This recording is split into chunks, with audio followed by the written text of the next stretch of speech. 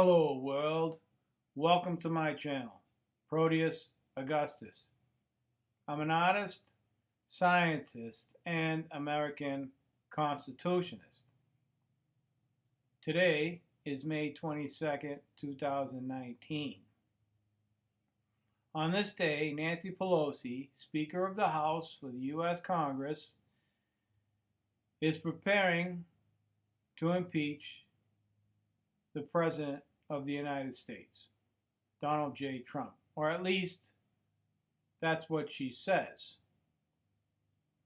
Shortly after that, the President came out and challenged them. He gave them a choice. Either you want to continue using the mechanisms of government to attack your political rivals, or you're going to do the business of the people. Take your pick. It was a very shrewd and smart move on his part. Now, before I get into what I call lawyer wars, I'd like to give a little bit of my background. I am not a member of the American Bar Association. What I am is a citizen with vested rights under the Constitution of the United States to defend and bring suits in law against any party in the United States of America on my own, or what has been called pro se, which I have done on many occasions. One occasion is the thumbnail picture where I'm holding up a book in which a case I brought against the Veterans Administration made it into the Federal Third Reporter. Now, even though that was a losing effort, my challenges were good enough for them to have to enshrine it in law.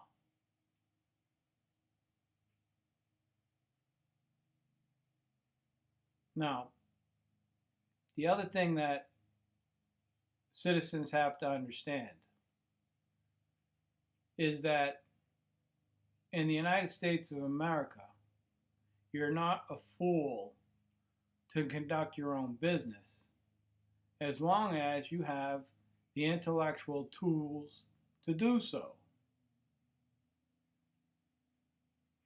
This is why lawyers charge such large fees, because when you get yourself in a jam, they can charge as much as they want in a civil matter or in a criminal matter, subject to the court. Now, if you agree to certain fees and payments, that's on you. But I'm here to tell you that our system financially is not overly burdened. The reason why you see these high costs to bring cases to defend yourself is solely because that's what the lawyers want. They've got you by the you-know-whats, the short hairs, okay? Being a lawyer does not make them honorable people. All it makes them is people with a skill set that other people need. The problem with a lot of lawyers is lack of supervision. Once they pass the bar exam, the American Bar Association for the state, or in the case of California, it may be a little different, but after the association brings them in, it's very difficult to remove them because they're all grifters in some way. They are going to use rhetoric to win the day. It doesn't matter to them whether what they're saying is true or not. Now, if you are on occasion to read the ethical standards put down by the Supreme Courts of the states or the Supreme Court of the United States in federal matters or at the local districts, you'll find that there's plenty of ethics rules that prevent lawyers from misrepresenting the case and lying. But they're never overseen. It takes very drastic measures for one lawyer to bring another lawyer up in front of the bar for disciplinary action. Now, a citizen, like I have done, can complain about an attorney, a state attorney, a federal attorney, or whatever, but it's not going to go anywhere because they figure they're the ones with the power. Why answer to me, even though you may be aggrieved?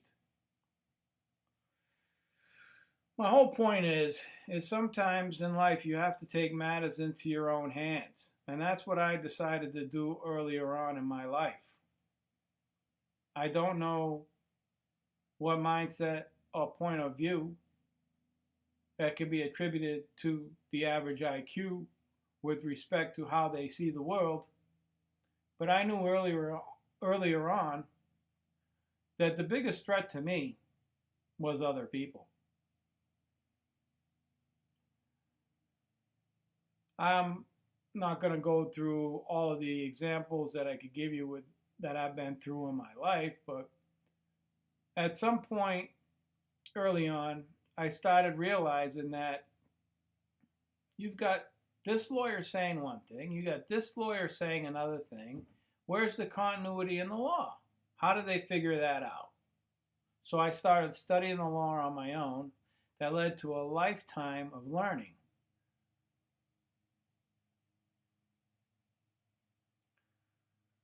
Now, in order to understand my argument that I'm going to make today, I'm going to give you a little bit of understanding of how you discern what is and what isn't case law that is binding, or what is called well settled, or what other people may have called precedents. They all have varying degrees of importance with respect to the decisions that a higher court makes on appeal and the import and role legislative history plays in the crafting of those decisions. So let's talk about what well settled means. When case law is well settled, for example, there are limitations on the First Amendment.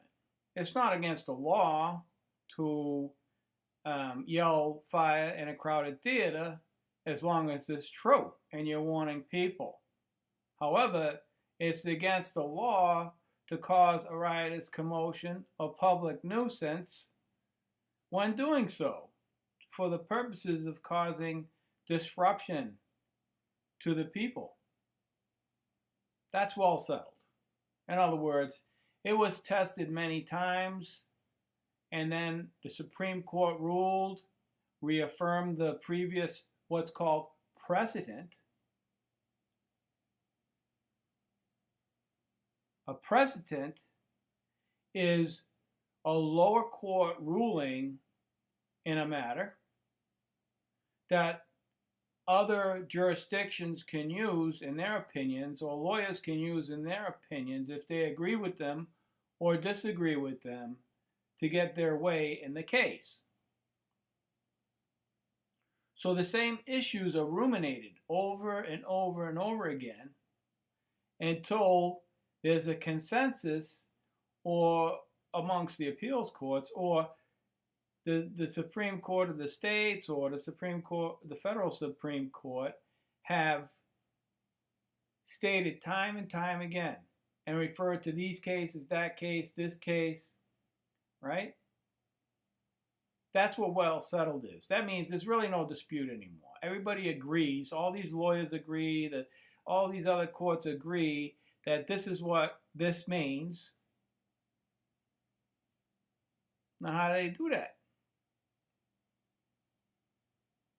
Well, what happens is there may be an infirmity in the statute that's being brought against someone. It may be unconstitutional, let's say. So now you're getting a constitutional challenge. It could be in the middle of a criminal case. It could be in the middle of of a civil case.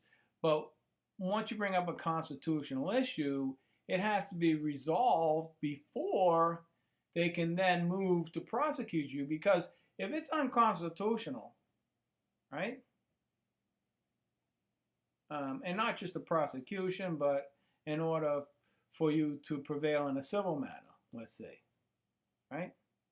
In order for them to do that and continue through the process, they have to answer that question. Is this constitutional or not? This statute.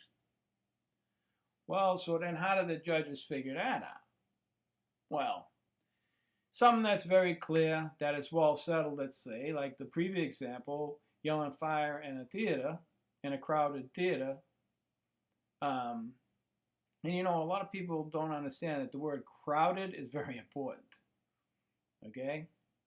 They don't want people trampling over everybody. But if it was an empty theater, you're not causing a riotous commotion or public nuisance to anyone. But anyways, I'm getting off the topic. So, how do the judges answer that question? This is where the rub is. And this is how the lawyer wars started. You have constructionist lawyers who use the legislative history of a statute, a code, or whatever the mandate is that's before the court, and you trace it back to the time when it was written. And then you determine what was meant then. What did they mean? Why was it put into law? You have to go back. You can look at the notes of the legislators themselves. You can pull the bills. You can read the bills. And in the case of the Constitution, that I'm going to show you today, you can go all the way back to the Federalist Papers and the debates on the Constitution, which is really a compilation of newspaper articles, letters between parties, so on and so forth, to see in the minds of those men, what did they really mean when they wrote this? Then you have the other lawyer who believes that the law is what they say it is, regardless of the legislative history. These are your political activist judges. They're not interested in perpetuating the Constitution as it was 250 years ago or whatever. Now, they have a very small point. And that very small point is that, you know, in 200 years, the world is a very different place. So, unique situations may require unique solutions. However, those solutions come from Congress.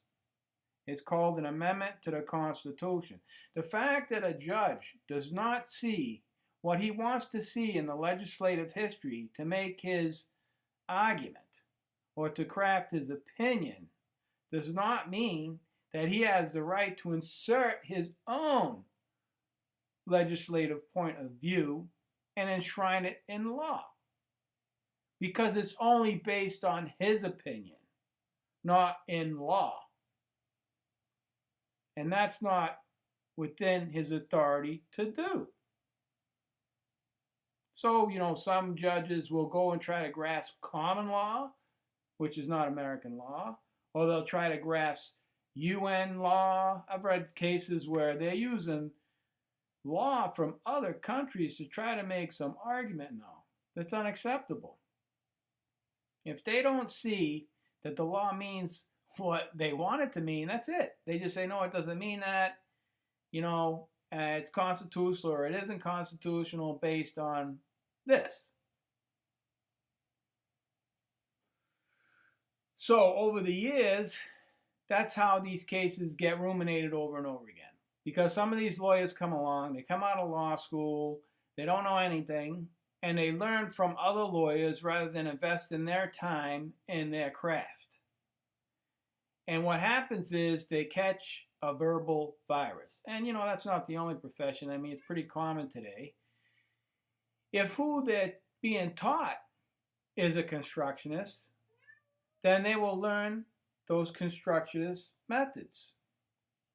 If they're political activist judges, then they will learn those political active point of view. And that through the course of their career, they will extol that and they will continue it and pass it on to other people that they may train. So then what happens is you have two sets of lawyers fighting each other all the time, and consensus gets lost. And the Supreme Court cannot handle all the cases that go up there. Earlier on, a lot of this stuff happened at the district level, but then in the appeals court, now it's terrible. Okay? This appeals judge says this appeals judge says that. He's a constructionist, he's a political activist. Now who's going to resolve this issue? Oh, so then it goes up to the Supreme Court. Now the Supreme Court says, well, that's not too important. We're not going to get to it. Right? Or if it's important, we're going to get to it. And then at that point, whatever the case was, whether it was based on constructionists or whether it was based on political activism, that case stands and then becomes precedent that other lawyers can use, and then that gets ruminated until it's well settled. So a lot of law is in like purgatory, which is really not the way the system was meant to be. And this is what you're seeing today. You have a bunch of lawyers on one side and a bunch of lawyers on the other side fighting each other. The Democrats are using the mechanisms of government to attack the president solely for political gain. We, the people, are not even part of their strategy. They don't even recognize that they are our servants. They're becoming this political class. Anyways, let me get down to the point I want to make here. At this point, I hope I've conveyed a cursory understanding on the different types of lawyers that are battling each other. Myself personally, I'm a constructionist. Now, with respect to impeachment, as I said earlier, the Speaker of the House for the United States Congress is saying that they're going to impeach the president. First time I had an occasion to address an impeachment was Mr. Clinton, when he was the president. And a lot of people were saying that he couldn't be impeached because his behavior was personal behavior and it didn't rise to the level of high crimes or misdemeanors. The other side was saying something different. Well, I had already been studying law for a long time, so I had an opinion, but, in order for me to convey that to people, I did my leaflet number 2. Just kidding, man. So, I wrote Constitutionist paper number 3, Congressional Check. And I'm not going to get into the whole thing because then it comes down to the level of proof that they need, who's going to, the Senate, and all that. I'm just going to touch on the legislative history with respect to what a misdemeanor is in order to resolve whether Clinton could have been impeached or not. Now, what I found was that, let's see where I'm at.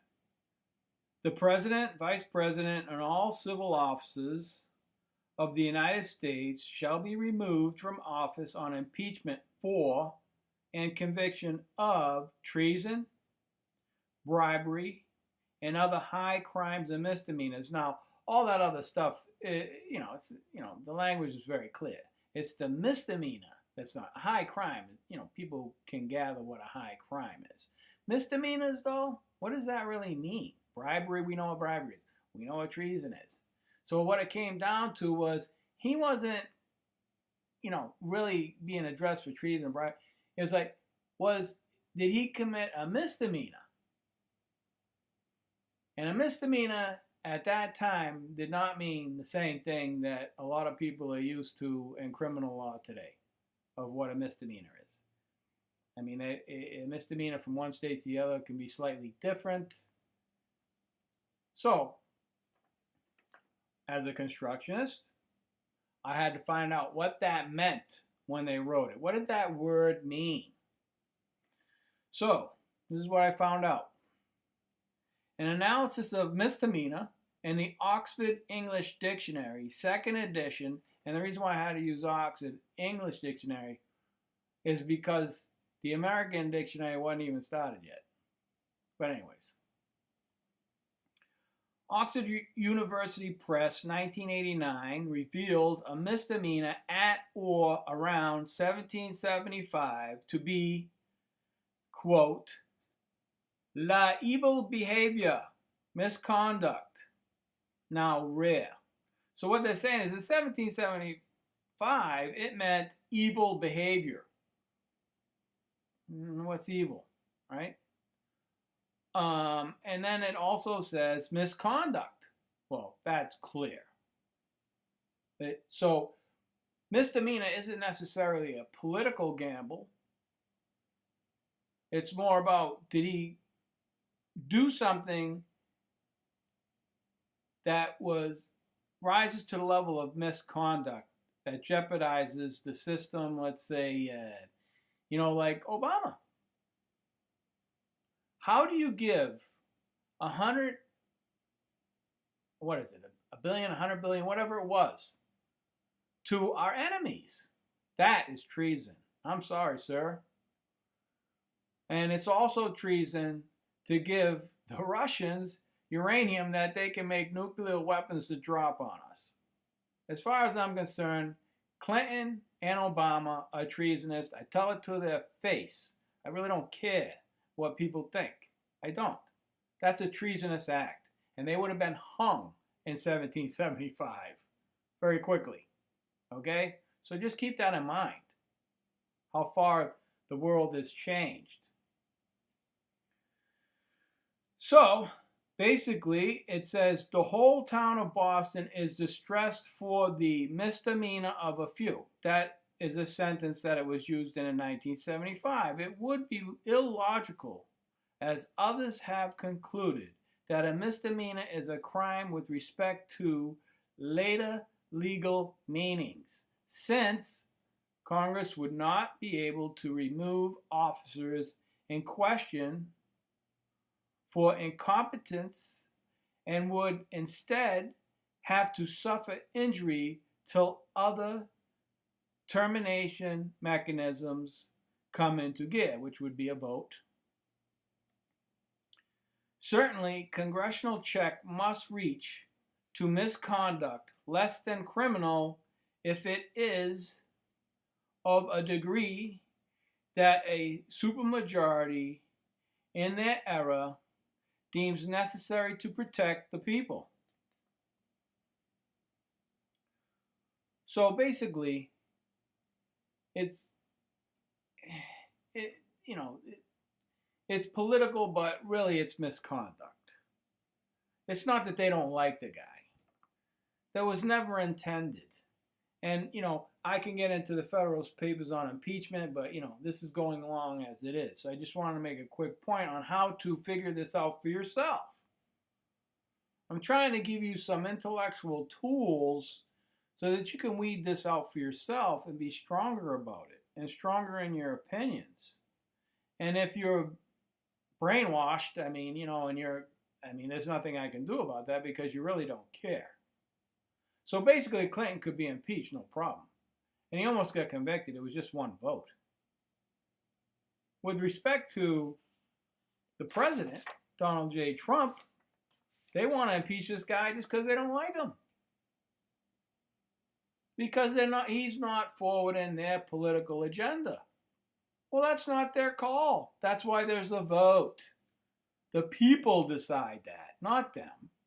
They decide to remove the president if he commits some kind of misconduct, high crime, bribery, or treason. Now, the House can decide what that misconduct is. They're going to come up with some kind of really mumbo-jumbo, plausible argument for why he did X, Y, and Z. And it's just a bunch of gibberish to anybody that's of a legally trained mind. It's just gibberish. That's all it is. The next issue is how does the House really investigate whether misconduct was done? That's on them. That's not on the executive branch.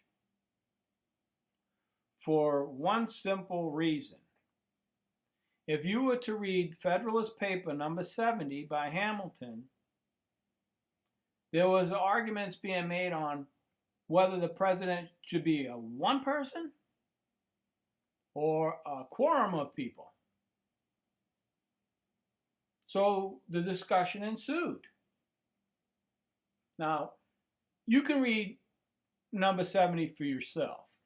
These men were highly literate people, and you have to have a vocabulary to understand some of the language that they're using here. Because that's what they did. They didn't have, computers and stuff. They wrote all the time. That's how they communicated. So their language is very flowery. It's very descriptive. And I encourage you to read it. But the crux in 70 was to reject the quorum as an executive, that it need to be solely one person.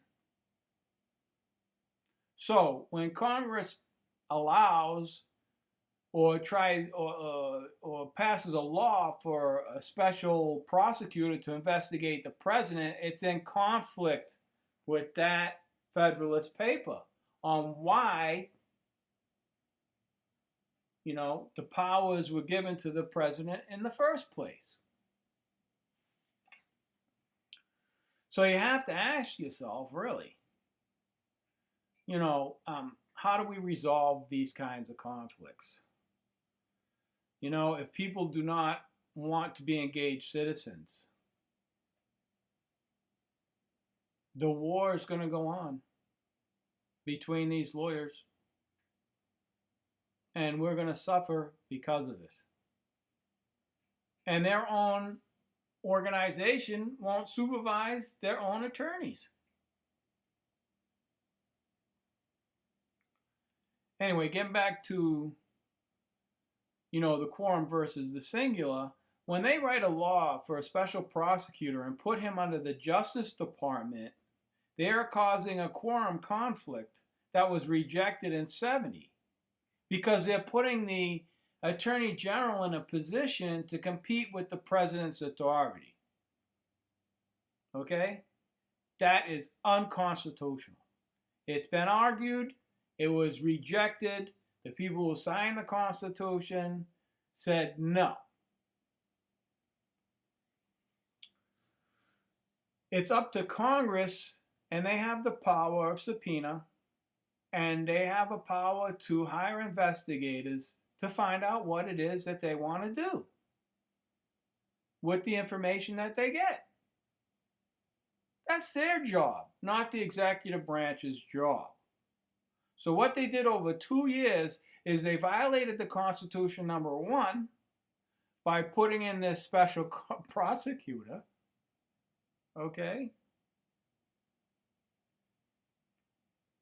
And number two, they violated the Constitution because they're going to impeach a man just because they don't like him. Unbelievable people. And guys like me are sitting back watching this and just shaking our heads. Our country is in grave danger.